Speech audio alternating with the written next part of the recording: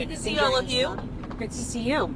There's a lot of press out here, so it would be rude of me not to stop and take a few questions. I just want to say happy Monday. The weather is beautiful. We have another very busy week here at the White House, as you know. The Chancellor of Germany will be here later this week on Thursday for a visit with the President. The President will also be holding a roundtable with law enforcement later this week as well. Today he is packed with meetings and calls on all of the challenges our country faces, but there's a lot of good news on the economic front as well. You see the inflation report. Inflation is down. We saw a report this morning showing that incomes are up. Consumer confidence in May jumped to the highest it has had in a month jump in 4 years. So there's a lot of good news. There's a lot of work to do, and the President's hard at it. So why don't I take a few questions? What can you say to the Jewish community today to ensure that the White House is doing everything they can to keep them safe after the horrific attack at Boulder, and also the 2 Israeli embassy staff who were targeted just last week here in our nation's capital? Yeah, we have seen 2 horrific cases of anti-Semitic violence in our country in the last 2 weeks, and it is unacceptable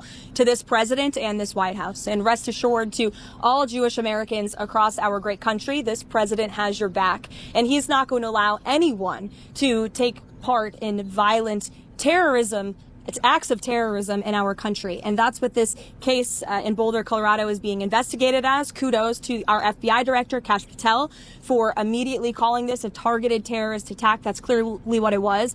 But I'd also like to point out that this administration has done more than any administration to curb this violence and to curb illegal immigration. We secured our border in record time, but we're also tightening up our visa process and our legal immigration process. And we know that this individual, this terrorist, was allowed into this country by the previous administration, was foolishly given a tourism visa, and then was illegally allowed to stay. These individuals are going to be deported, and we're not going to tolerate such violence in our country. I think you told me that Donald Trump was waiting until the talks between Russia and Ukraine today in order to make a judgment on whether or not Vladimir Putin wanted peace.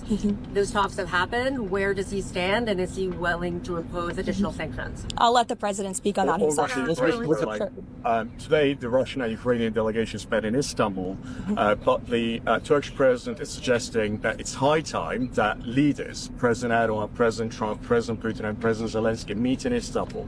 Is that something that President Trump would support and would be partaking? Well, the President has said he's open to it if it comes to that, but he wants both of these leaders and both sides to sit down at the table together. And we saw them do that at the urging of President Trump today. But as for how the President feels about those talks and what took place there, I'll let him speak on that. What's the President's reaction to that Ukrainian drone attack, stunning drone attack on Russian air bases? I'm sure he saw that. What's his reaction? Well, look, the reaction is this war needs to come to an end. And this war has been brutal from both sides. Too many people have died. And the President wants this war to end at the negotiating table. And he's made that very clear to both leaders, both publicly and privately. Are the trade negotiations still ongoing after last week's pause? And how are the negotiations with the European Union to avoid that 50% tariff? Well, the European Union came to the table thanks to President Trump's threat of tariffs. And now we are seeing that they are negotiating in good faith with our delegation. So we remain hopeful and optimistic that a deal can be struck with the European Union. As you know,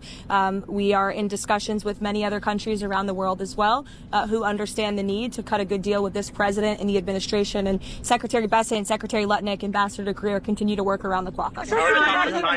These attacks are concerned. We saw the firebombing of the Pennsylvania governor's mansion, as well as what happened over at the museum here in Washington, and now this most recent attack. Is there concern in the administration that there could possibly be some sleeper cells here in the United States? What type of pattern is the administration looking at as far as terrorist cells here in the United States? Well, there's certainly a concern that the previous administration allowed way too many terrorists and illegal immigrants into the interior of our country. And that's why the Department of Homeland Security is working overtime to arrest, detain, and deport as many illegal criminals and terrorists that we can in the United States of America. And any act of violence will be prosecuted to the fullest extent of the law. President Trump has talked about wanting to meet with President Xi for a long time. Kevin Hassett over the weekend previewed a possible conversation between the two of them, including possibly this week. Has that call been scheduled, and what is the president hoping to get out of that call with President Xi? Well, sure. She asked about the potential call with President Xi. I can confirm that the two leaders will likely talk this week. And as always, when there are foreign leader calls, we will provide a readout of those calls. We'll see you guys later. Thank you. Thank you, Caroline. Bye.